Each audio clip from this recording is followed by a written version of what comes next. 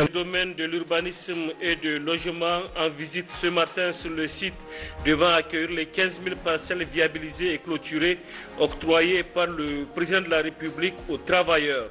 Un site de 662 hectares situé à 13 km de Niamey sur la route de Tillabéri. Demain, le Niger, à l'instar des autres nations du monde, célébrera la journée mondiale des zones humides. À cet effet, le ministre de l'Environnement, de la Salubrité urbaine et du développement durable a livré un message pour rappeler les actions entreprises par l'État et ses partenaires.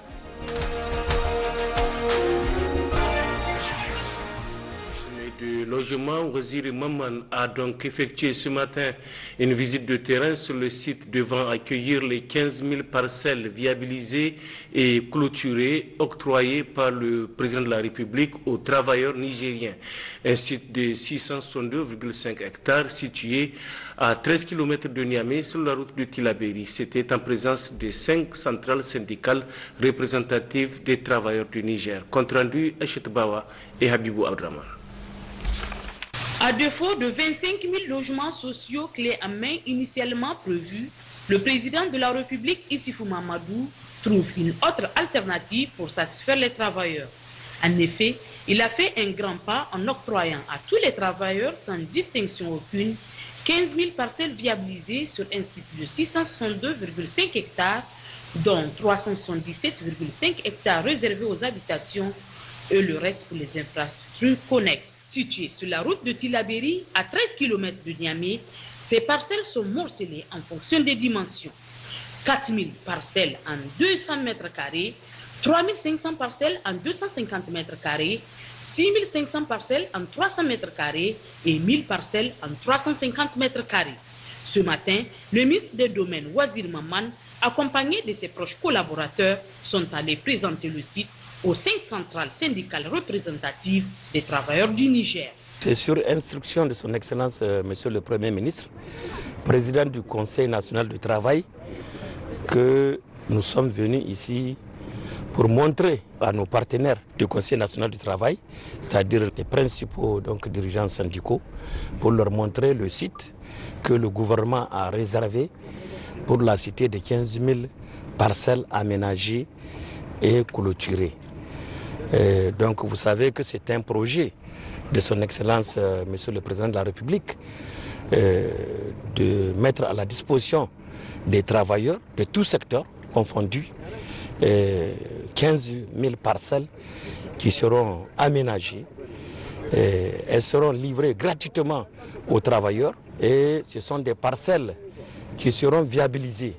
Ça veut dire que il y aura l'électricité, vous avez déjà vu les poteaux, la Nigélec a déjà commencé à jouer sa partition. Il y aura l'eau, l'ASPEN va intervenir. Toutes ces sociétés-là sont venues déjà expertiser la superficie du terrain. Elles ont fait leur devis, elles ont intégré ça dans leur budget 2021. Donc déjà, nous voyons que certaines sociétés sont déjà à pied d'œuvre pour concrétiser ce projet-là. Le gouvernement a ciblé toutes les bourses. Réjoui par ce grand pas franchi par le président de la République, le représentant des 5 centrales salue le geste à sa juste valeur, néanmoins reste en attente quant à la satisfaction totale de leur doléance, celle d'un logement pour tout travailleur. Nous venons de visiter les terrains avec tous les schémas et le plan qui a été aussi présenté. Nous pensons que c'est un nouveau départ pour l'ensemble des travailleurs nigériens qui souhaitent avoir des logements à Niamey. L'appel que nous lançons, c'est que les travailleurs qui vont être bénéficiaires, qu'ils puissent faire bon usage. Parce qu'au niveau du Conseil national du travail, l'inquiétude était que ça ne soit pas une source de spéculation. Qu'est-ce qu'on appelle de source de spéculation? Un camarade peut souscrire pour revendre la parcelle après, alors que ce sont des parcelles qui vont être mises à la disposition des travailleurs à bon prix. Parce que le terrain est fourni par l'État, l'éclairage va être aussi pris en charge par l'État, de même que l'adduction d'eau qui va être aussi prise en charge par l'État. En réalité, les travaux que nous vont souscrire, ce sont les investissements en termes de murs de clôture qu'il doit payer, et là aussi avec un échéancier qui va de 1 à 7 ans. Nous souhaitons que ce soit les travailleurs, que ce soit l'État, que nous puissions ensemble œuvrer pour que ce projet soit une réalité pour tout le monde. Ce projet de 15 000 parcelles viabilisées et clôturées sera lancé très bientôt. Les fiches d'inscription seront établies et mises à la disposition de tout travailleur désireux d'acquérir sa parcelle. Demain 2 février, le Niger, à l'instar des autres nations du monde, célébrera la journée mondiale des zones humides. À cet effet, le ministre de l'Environnement, de la Salubrité urbaine et du Développement durable par intérim a livré un message ce matin, message dans lequel il rappelle les actions entreprises par l'État et ses partenaires, et pour appeler également la jeunesse ainsi que tous les autres acteurs à se joindre à l'État pour mieux protéger notre écosystème. Résumé, Mariam Dakou, Boubacar Imran Maïga. Placée sous le thème les zones humides et l'eau, cette journée mondiale des zones humides met en lumière ces zones en tant que source d'eau douce et encourage les actions visant à les restaurer et à enrayer leurs pertes. C'est ainsi que dans le message qu'il a livré, le ministre de l'Environnement, de la Salubrité urbaine et du Développement durable par intérim a laissé entendre que c'est une belle occasion pour sensibiliser le public sur l'importance de ces zones pour l'homme et la planète. En effet, les zones humides nous assurent la protection contre les inondations et les tempêtes. Car, selon une étude récente, chaque mètre carré de zone humide absorbe entre 300 et 350 litres d'eau de crue. Ces chiffres illustrent parfaitement la contribution de ces écosystèmes dans l'atténuation des effets néfastes du changement climatique. Au vu des multiples avantages dont je viens d'évoquer à l'instant, je vous exhorte vivement à adopter des mesures responsables, au nombre desquelles cesser de détruire les zones humides et engager leur restauration, lutter contre la pollution, nettoyer les sources d'eau douce, accroître l'efficacité de l'eau et intégrer l'eau et les zones humides dans nos politiques de plan de développement économique et social. Revenant sur l'historique de cette journée, le ministre a rappelé qu'elle est née pour le cas du Niger de la ratification par le pays en 1987 de la Convention de Ramsar sur les zones humides. Une ratification à travers laquelle le pays s'est engagé à préserver et à assurer la gestion durable de ces zones. C'est ainsi que le Niger a pu inscrire à la date d'aujourd'hui comme site Ramsar 12 zones humides totalisant 4 318 000 hectares répartis sur l'ensemble du territoire national. Aussi, des efforts importants sont-ils en cours pour désigner deux nouveaux sites Ramsar, à savoir les deux lacs naturels de Guidmouni et Madaroufa, afin de gérer et de valoriser durablement les richesses qu'ils renferment. L'engagement de notre pays à œuvrer pour la préservation des zones humides est aussi illustré par l'adoption par le gouvernement en octobre 2019 de la politique nationale de gestion des zones humides et son plan d'action 2019-2021.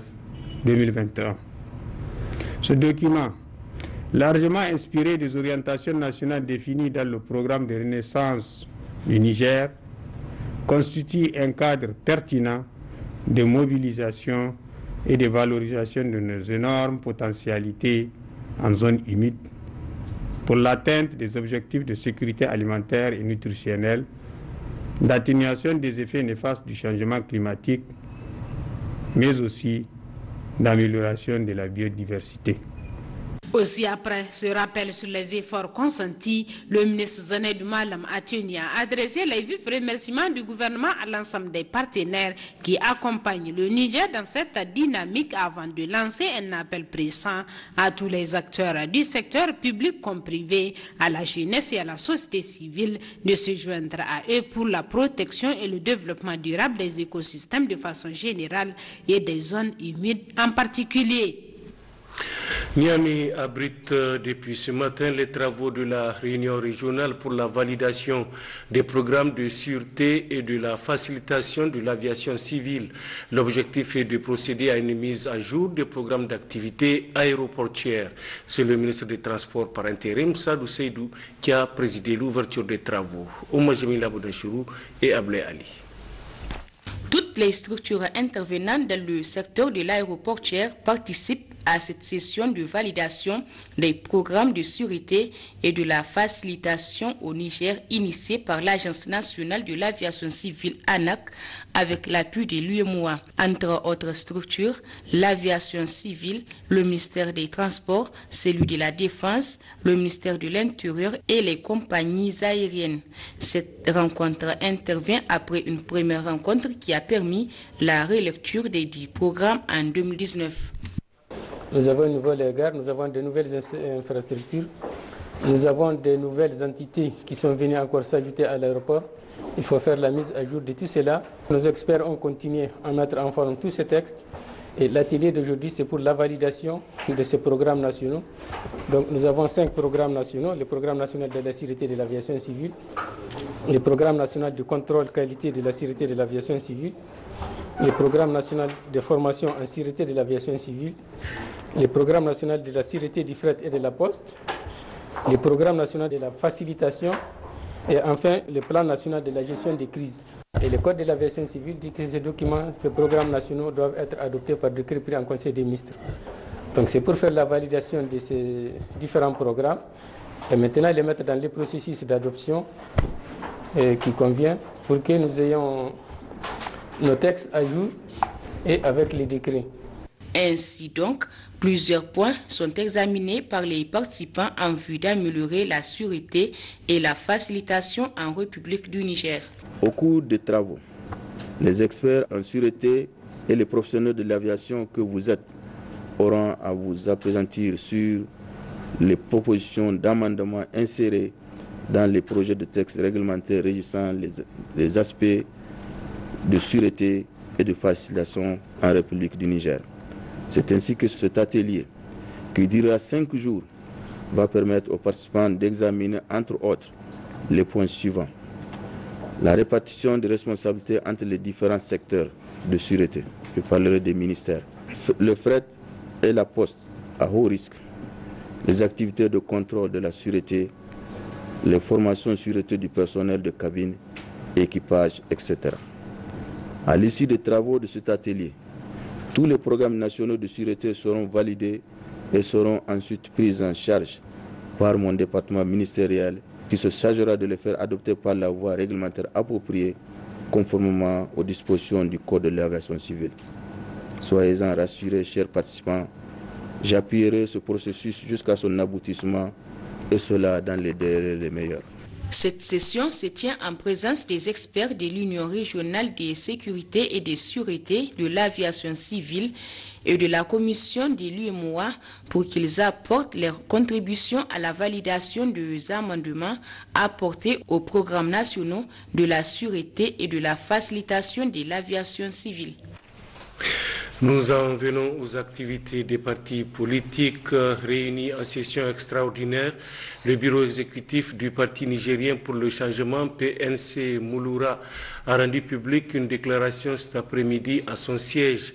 Le bureau exécutif a invité tous ses militants à se mobiliser derrière le candidat du PNDS Taraya, Bazoum Mohamed, lors du 2e tour de l'élection présidentielle du 21 février prochain. La déclaration est lue ici par Abdel Nasser Anou, porte-parole du PNC. La leçon tirée par le bureau politique national du PNC Mouloura est qu'à l'issue du double scrutin du 27 décembre dernier, le peuple nigérien qui s'est exprimé a accordé la majorité des sièges aux partis politiques soutenant la candidature de Bazoum Mohamed. Nous ne traverserons pas cette volonté qui est celle du peuple nigérien dans sa majorité. C'est pourquoi le bureau politique national du PNC Mouloura, attaché à la stabilité politique et institutionnelle, gage de la paix et de la sécurité de notre pays, soucieux de maintien de la quiétude sécuritaire de notre pays et la recherche de la stabilité dans la sous-région, convaincu que les valeurs portées par le candidat Bazoum Mohamed et le programme qu'il défend permettront au Niger de poursuivre sa marche vers un développement durable, demande aux militantes et militants du PNC Mouloura de se mobiliser massivement pour garantir une éclatante victoire, Inch'Allah, au second tour de l'élection présidentielle au candidat du PNDS Saraya, M. Bazoum Mohamed, en leur accordant leur suffrage. Pour le bureau politique national du PNC Mouloura, ce choix se justifie d'abord par une large convergence de vues entre le programme du candidat Bazoum Mohamed et celui porté par notre candidat Maître Souleymane Garba, ainsi qu'à notre volonté d'œuvrer inlassablement à la consolidation de la paix, de la démocratie et de l'état de droit, au renforcement de la stabilité politique et institutionnelle et à la sauvegarde de la sécurité. Le bureau politique national du PNC Mouloura demeure convaincu qu'en invitant les militantes et militants du parti sur cette voie, que le candidat Bazoum Mohamed, comme il l'a démontré au lendemain de la proclamation des résultats globaux provisoires par la CENI, peut rassembler les Nigériens afin de bâtir une nation de paix et de développement. À Maradi, déclaration de soutien par la coordination régionale d'une formation politique de la place. Elle a décidé de soutenir la candidature du président du PNDS Taria Bazoum Mohamed pour le second tour des élections présidentielles qui auront lieu le 21 février prochain. La déclaration est lue par le secrétaire général de cette coordination. Nous, ancienne coordination régionale du parti de la région de Maradi, signataires de cette déclaration, ont décidé de soutenir la candidature de M. Bazoum Mohamed, candidat du PNDS Tareya, est arrivé premier à l'issue du vote du 27 décembre 2020 avec un score de 39,33%.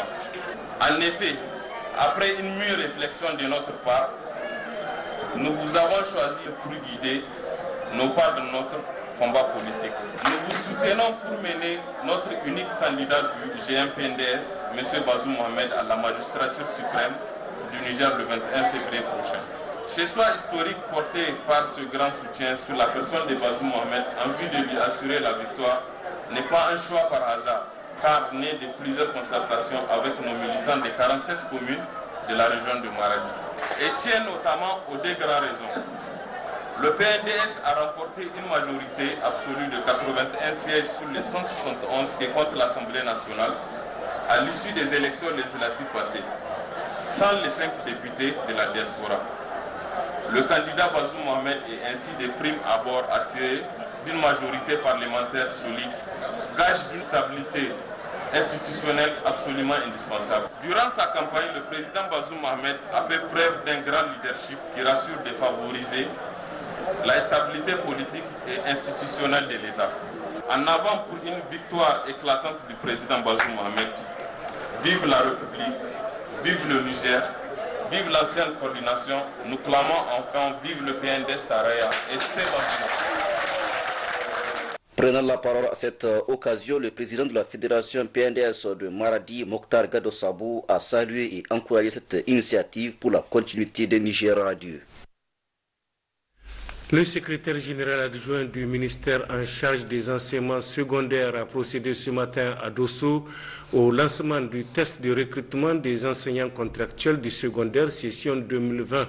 C'était en présence du secrétaire général du gouvernorat de Dosso. Détail Moussamani et Habibou Bako. Ils sont au total 326 candidats, dont 136 filles, à prendre part ce matin à Dosso au test de recrutement des enseignants contractuels session 2020 dans les catégories A1, A2 et B2. Le secrétaire général adjoint du ministère en charge des enseignements secondaires qu'accompagne celui du gouvernement de Dosso, le deuxième vice-président du conseil régional, le directeur régional des enseignements secondaires et les responsables des forces de défense et de sécurité est allé donner le coup d'envoi des épreuves au centre basé au CG1 de Dosso. Dans son adresse aux candidats, le secrétaire général adjoint du ministère en charge des enseignements secondaires, M. Afelan Al-Farouk, a d'abord rendu hommage aux autorités de la 7e République qui n'ont ménagé aucun effort pour la tenue de ce concours avant d'encourager les candidats au travail, le travail bien fait pour admettre à ces épreuves et servir valablement la patrie. Après avoir dévoilé l'enveloppe scellée contenant les épreuves de culture générale dont le sujet est la violence en milieu scolaire, causes et conséquences, M. Afelan Al-Farouk a souhaité plein succès aux candidats. Il faut préciser que ce test s'est déroulé dans le respect des gestes barrières dans le cadre de la prévention contre la Covid-19. Début ce matin sur toute l'étendue du territoire national du concours de recrutement des enseignants contractuels au titre du ministère des enseignements secondaires dont la prévision est de 500 places afin d'atténuer les problèmes d'effectifs auxquels l'école nigérienne fait face. Le résumé des concours dans les régions avec Gagar Aouta Hamidou. À Difa, 87 candidats sont autorisés à passer ces tests organisés par le ministère des enseignements secondaires afin d'atténuer les problèmes auxquels l'école nigérienne fait face. Ces candidats vont concourir dans des épreuves, à savoir la culture générale et une partie disciplinaire, et c'est le secrétaire général qui a lancé les épreuves. L'État tient à la qualité de l'enseignant. Le concours là, c'est pour sélectionner les bons enseignants. Et ce que je vous demande, après, n'est-ce pas, le succès, c'est de respecter le contrat. C'est d'être régulier, assidu, ponctuel, régulier. Au nom du gouverneur empêché, je vous souhaite vraiment plein succès. Dans la capitale économique, sur une prévision de 80 places, au total, 706 candidats vont rivaliser d'ardeur pour ce concours. Ils sont répartis dans 17 salles où toutes les dispositions sont prises, dont les mesures barrières, pour permettre le bon déroulement de ces concours. Procédant à l'ouverture de l'enveloppe contenant les premières épreuves, le secrétaire général du gouvernorat n'a pas manqué de prodiguer des sages conseils aux candidats. Je vais vous encourager afin que, en tout cas, vous puissiez compter sur vos propres capacités. Vu notre besoin des autres régions, parce qu'il ne faut pas que les autres régions vous complètent. Donc il faut vraiment travailler sur vos propres capacités, vos propres forces pour réussir. Dans la région d'Ottawa, 370 candidats sont retenus pour passer le concours dans l'enceinte du complexe d'enseignement secondaire de la ville d'Ottawa. À cet effet, les autorités administratives et les responsables en charge de l'éducation ont pris part au lancement du dit concours, occasion saisie par les secrétaires de la région d'Ottawa pour encourager les candidats. Mettez tout le sérieux qu'il faut pour que, à la fin, on puisse proclamer des résultats sains et que votre compétence soit révélée à tout le monde. Vous allez avoir en charge des enfants. Alors, si vous-même n'êtes pas en mesure de vous concentrer, traiter une épreuve, c'est que la base est ratée. Alors, on vous souhaite bonne chance et que le meilleur gagne. La région du Fleuve, quant à elle, enregistre 214 candidats pour ce concours organisé par le ministère des enseignements secondaires. Tradition oblige, le secrétaire général de la région de Tillabéri, accompagné de ses plus proches collaborateurs, s'est rendu au centre abritant le concours pour s'inquérir de l'organisation devant permettre son bon déroulement. Nous sommes venus d'abord en tant que parents d'élèves, puis en tant qu'autorité, pour d'abord vous féliciter. Vous féliciter pourquoi? Parce que tout simplement, vous voulez participer volontairement au combat pour l'édification d'un enseignement de qualité, un vœu cher à nos plus hautes autorités. Et nous osons espérer qu'à travers vous, ce combat de nos autorités va être gagné. À Zander, 381 candidats ont répondu présents ce matin afin de passer les tests de recrutement des enseignants contractuels. Tôt ce matin, le secrétaire général de la région s'est rendu au lycée Amadou Kourandaga pour procéder à l'ouverture des enveloppes contenant les premières épreuves. L'État s'est donné quand même pour objectif d'assurer un enseignement de qualité. Et pour qu'il y ait un enseignement de qualité, il faudrait qu'il y ait des ressources humaines de qualité. Donc, ce test va nous permettre de recruter, en tout cas parmi les meilleurs d'entre vous, les enseignants qui seront déployés dans nos collèges et lycées. Donc sur ce, nous vous souhaitons bonne chance et que vraiment les plus méritants puissent être sélectionnés au bénéfice de notre école. Pour ce concours, 500 places sont prévues sur l'ensemble du territoire national, afin que le Niger soit doté des enseignants de qualité MV très chers aux plus hautes autorités de la 7e République. Il faut noter aussi que toutes les dispositions ont été prises pour que ce concours se déroule dans la règle de l'art. Les résultats des examens virologiques de ce jour 1er février 2021 se présentent comme suit. 20 cas positifs, dont 5 chez les demandeurs de tests PCR Covid-19 pour voyage et 15 chez les alertes. Sur 261 tests réalisés à la Covid-19, dont 6 de sexe féminin, 14 de sexe masculin. Ces cas positifs se partissent comme suit. 13 cas au niveau de la région de Niamey, 4 cas au niveau de la région de Tawa, 3 au niveau d'Agadez, 2 décès enregistrés ce jour, répartis comme suit, 1 au niveau de la région de Niamey, 1 au niveau de la région de Tawa.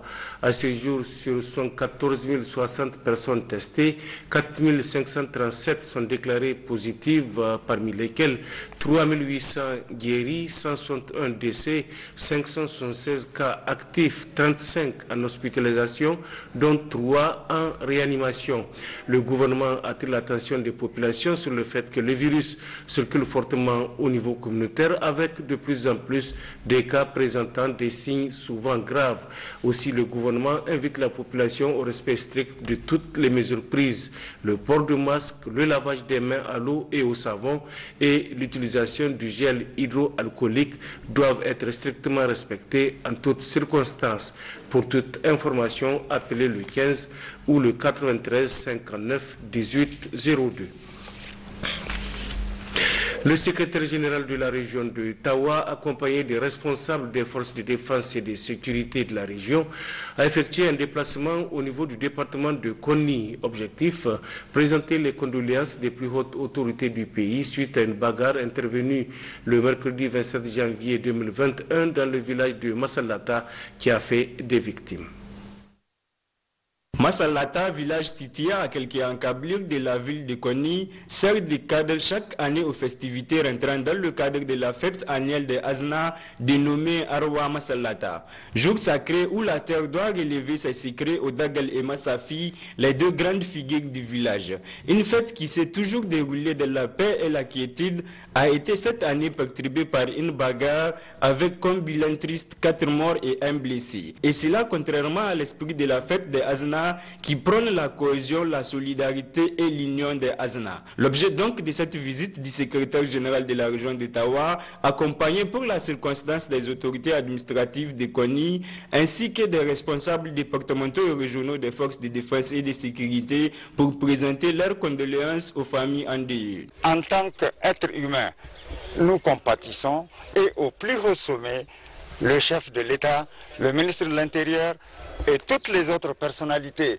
qui ont la charge de ce pays-là compatissent à cette douleur et ils nous ont chargés de venir présenter leurs condoléances aux familles de ces victimes et un prompt rétablissement à tous les blessés. Chose faite dans ce sens et nous avons profité de l'occasion pour sensibiliser les populations. Certes, ça fait mal de voir un des nôtres disparaître. Certaines relations qui sont tissées pendant des années, nous ne devons pas les perdre de vue. Autant que faire se peut, continuer à vivre de manière sereine, en harmonie, les uns avec les autres. Ibrahim Miko a mis à profit cette visite devant toutes les familles visitées pour rappeler la joie et la solidarité qui ont toujours caractérisé la cohabitation pacifique. Notons enfin qu'une fatia a été dite pour le repos éternel des âmes des disparus. Que la terre leur soit légère. Amen. La faculté des lettres et sciences humaines de l'université de Zender a organisé ce matin une conférence débat sur l'histoire du Damagaram de 1851 à 1951. Cette rencontre s'inscrit dans le cadre de la relance de ses activités académiques et scientifiques. Aritrosa et Alihama. C'est l'amphithéâtre de l'université de Zender qui a servi le cadre de partage et valorisation des connaissances sur la cité historique du Damagaram. Dans ce mot introductif, le modérateur a rappelé que le Damagaram, d'un point de vue historique, présente un maillon stratégique qui continue toujours à assurer un rôle prépondérant dans la géopolitique nationale et internationale assez important. Intervenant pour sa part, le conférencier Laminou Issa Kabra s'est appesanti sur la thématique en question. La création de l'État, donc depuis Madame Younous, qui est un prince du Bornou, son père s'appelle Maïna Kadé. Il était chargé de venir veiller du côté ouest parce que le Bornou c'est à l'est, de venir à l'ouest pour voir comment est-ce que l'islam est installé. Il est le fils de Maïna Kadé. Maïna Kadé, c'est un prince du Bornou. Donc, dans sa marche, il est resté un peu à Damagaram Takaya. D'abord, il est resté dans un village qu'on appelle Belbey, qui est devenu après Koulumfardo pour ses études coraniques sous l'autorité de l'imminent savant qu'on appelait Mala Abdoulaye, avant de s'installer à Damagaram Takaya. Après quelques mois, il est revenu à Giza, donc qui fut, n'est-ce pas, la première capitale de l'État du Damagaram. Après l'exposé, ça n'est suivi des échanges enrichissants entre les différents intervenants qui ont été largement édifiés sur le thème. Un débat qui a pris fin sur une note de satisfaction selon ce participant. Ça a été très très utile, même pas pour moi, mais c'est pour toute la communauté zendiroise. En fait, ce qui fait le fondement de l'homme, c'est l'histoire. Je vous assure que ce qui parle de Zender et que la France, c'est la position de Zender, vraiment dans le développement du Niger est très très stratégique à travers les leaders qu'elle a eus, ou qu'ils ont trouvé, surtout avec la vision de Tanimir aujourd'hui qui a fondé donc le Damagaram. La pertinence du thème en question a fait que les participants se sont fortement mobilisés pour la circonstance.